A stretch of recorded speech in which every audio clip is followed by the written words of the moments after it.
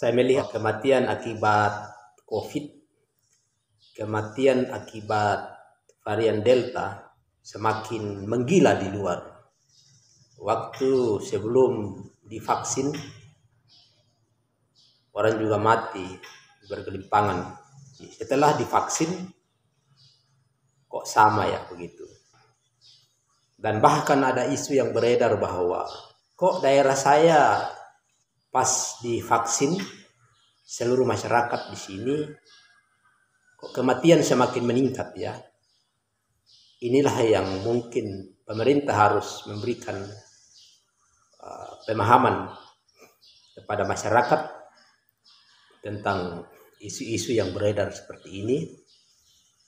Dan ini adalah fakta lapangan. Jadi mereka secara langsung bisa merasakan apa yang terjadi di lapangan dan kemudian mereka menyampaikan itu.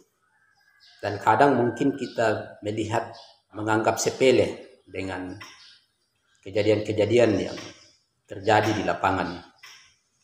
Tetapi terlepas daripada itu bahwa memang kita juga harus memikir kembali mengapa kok setelah divaksin dan ada yang sampai 2 kali vaksin tetapi toh ujung-ujungnya mati juga karena C19 begitu ya. Saya melihat seperti ini.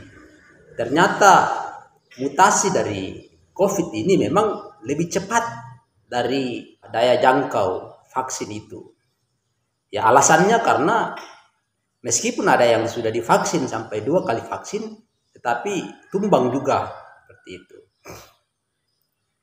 Dan di sini kita melihat bahwa memang vaksin ini tidak menjamin keamanan untuk jangka panjang.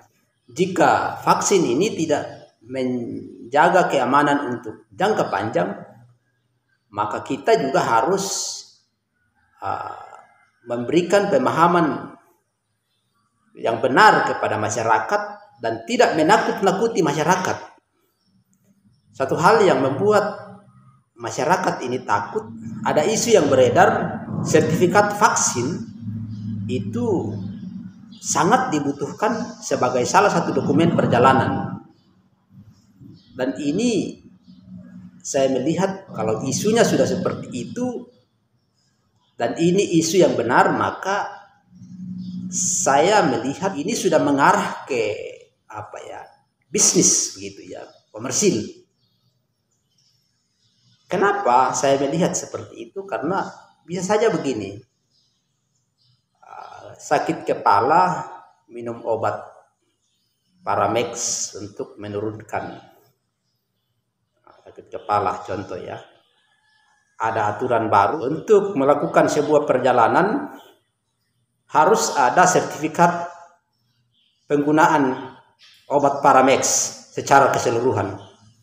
Jadi semua masyarakat diarahkan untuk harus membeli atau menggunakan obat Paramex.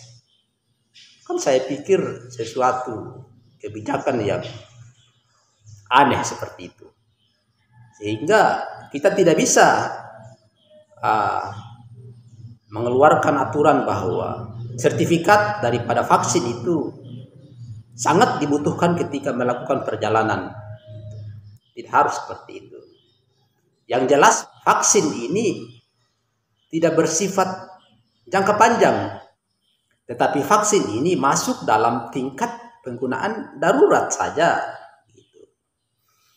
Oleh karena masuk dalam tingkat penggunaan darurat, ya marilah kita memberikan pemahaman yang benar kepada masyarakat, mengajak masyarakat dengan tidak menakut-nakuti masyarakat ya untuk menggunakan vaksin.